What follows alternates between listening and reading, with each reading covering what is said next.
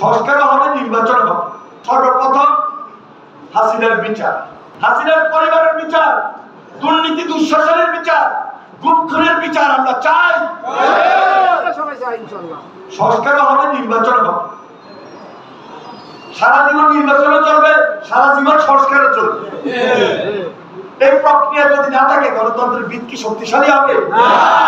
যতদিন পর্যন্ত গণতন্ত্রের শক্ত ভিত না থাকবে, শক্ত ভিত তৈরি না হবে, ততদিন পর্যন্ত এই সমস্ত ফ্যাসিবাদ দেশের মানুষকে শোষণ করবে, আঘাত করবে।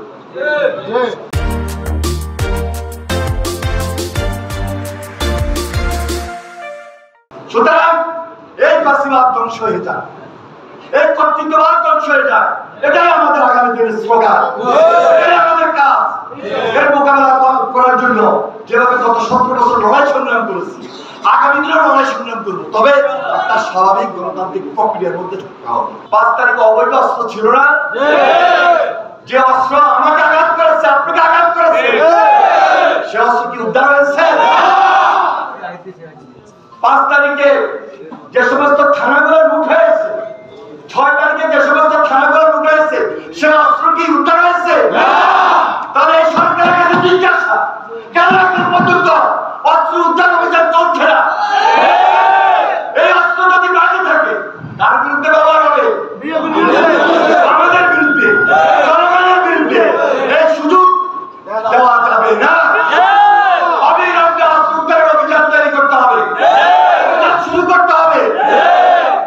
কারণ আমরা এই দেশে একটা স্বাভাবিক পরিস্থিতি, স্বাভাবিক রাজনৈতিক পরিস্থিতির মধ্য দিয়ে সারা জীবন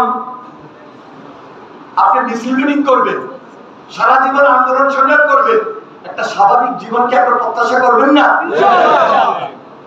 তাহলে যারা এই স্বাভাবিক জীবনটাকে নষ্ট করে দিতে চায়, তাদের বিরুদ্ধে আমাদেরকে রুখে দাঁড়াতে হবে। বারবার বলেছি, আমরা একটা নির্বাচন চাই, সংস্কার চাই, শুধু বিএনপির জন্য নয়, বিএনপিকে ক্ষমতায় আনার জন্য নয়। আর বিএনপি এককভাবে ক্ষমতা আসবে সেটা আমরা বলি নাই। আমাদের নেতা তারেক রহমান 31 দফার মধ্যে বারবার বলেছেন যে আমরা দেশে একটা জাতীয় ঐক্যমত্যের সরকার গঠন করব। ফ্যাসিবাদ বিরোধী আন্দোলন যারা করেছে সবাই মিলে একসঙ্গে থাকবে, তাহলে এই দেশের মানুষ একটা স্বাভাবিক জীবন পাবে না, স্বাভাবিক একটা পরিবেশ পাবে না। এই পরিবেশটাকে ধরে রাখাই এখন আমার আপনার সবাই একই কাজ।